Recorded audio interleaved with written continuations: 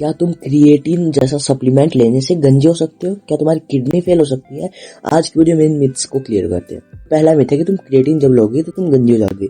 बिल्कुल बकवास बात है, क्योंकि क्रिएटिन के ऊपर इतनी ज्यादा रिसर्चेज हुए हैं, हाईली टेस्टेड ये तुम्हारे सप्लीमेंट है, जो कि इतनी ज्यादा उसके ऊपर रिसर्चेज हुए हैं। ठीक है, क्रिएटिन से गंजे नहीं होते, क्योंकि बंदे बोलते हैं उससे डीएसटी बढ़ता है, तो उससे इतना डीएसटी नहीं बढ़ता कि तुम गंजे हो जाओ सीधे। अब बंदे एग्जांपल लेते, मेरे चाचा का ताऊ का लड़का, एक्सेप्शन नहीं बोल रहा मैं, वो देखो 20-21 की उम्र में, देखो कईयों की इंडियन जेनेटिक्स में ऐसा होता है कि तुम्हारी 20-21-22 की उम्र से भी हेयर फॉल होना स्टार्ट हो जाता है।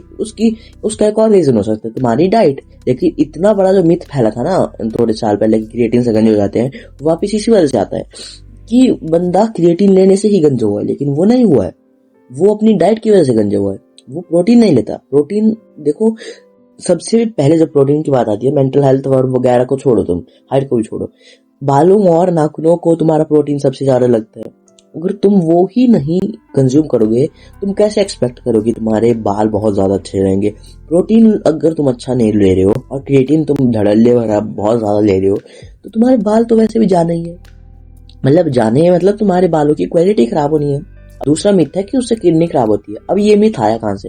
देखो, ये एक मिथ फैला था कि प्रोटीन खाने से किडनी खराब होती है। नहीं होती। तुम्हें पता है क्यों नहीं होती? उसके बारे में मैंने वीडियो भी बनाई है। नहीं होती। ठीक है, क्रिएटिन से तुम्हारी किडनी खराब होगी, क्योंकि वो तो तुम्हारी किडनी का ही थोड़ा प्योरीफाई काम करता है। देखो, बंदे ढंग से नहीं समझते, डीपली नहीं समझते चीजों को। देखो, अगर क्रिएटिन तुम्हारे जो बॉडी में पानी स्टोर करता है ना, तो बंदों के दिमाग में आ जाता है कि तुम्हारी मसल में पानी स्टोर हो रहा है, पानी किडनी भी प्योरीफाई करती है, किडनी खराब। ऐसा नहीं होता है। डीपली साइंस को समझा करो। तुम छोटी मोटी अपनी गांव की चीजें मत लाया करो बीच में। ठीक है, देखो, जब तुम क्रिएटिन लेते हो तो वो रिक्वायर करता है पानी, बहुत पानी चाहिए होता है। अब तुम्हारे रैप्स बढ़ाते हैं। क्रिएटिन कैसे बढ़ाता है? जब तुम क्रिएटिन लेते हो तो तुम्हारी जो मसल्स के अंदर एटीपी होता है, जो कि जैसे तुम्हारे मोबाइल में रिचार्ज होता है, तुम्हारे मोबाइल में चार्जिंग होती है, वैसे तुम्हारी जो मसल्स होती है उनमें चार्जिंग होती है, उनका जो रिचार्ज होता है वो होता है एटीपी, जो कि एनर्जी करेंसी है तुम्हारी मसल्स की। ये 8th क्लास की साइंस में पढ़ाया जाता है स्कूल में, अगर तुमने पढ़ा होगा तो तुम्हें पता होगा। जो तुम्हारा एटीपी होता है वो तुम्हारी मसल को एनर्जी देता है, एनर्जी। ठीक है, तो वो क्रिएटिन वो एनर्जी जो खत्म हो चुकी होती है, जैसे तुम 5 रैप में ही अटके हो 30 किलो के डंबल से, तो वो तुम्हें 10वें रैप में भी ले जा सकता है, अगर तुम अच्छी तरह से अच्छी क्वांटिटी में क्रिएटिन ले रहे हो। अब पानी को वो रिक्वायर करता है।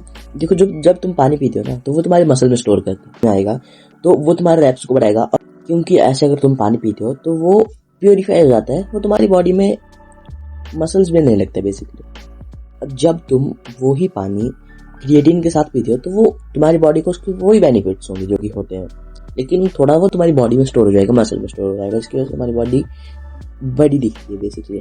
3 से 4 ग्राम अगर तुम क्रिएटिन ले रहे हो, 3 से 4 लीटर तुम पानी पी लो, बहुत ज्यादा वो तुम्हारे लिए बेनिफिशियल रहेगा।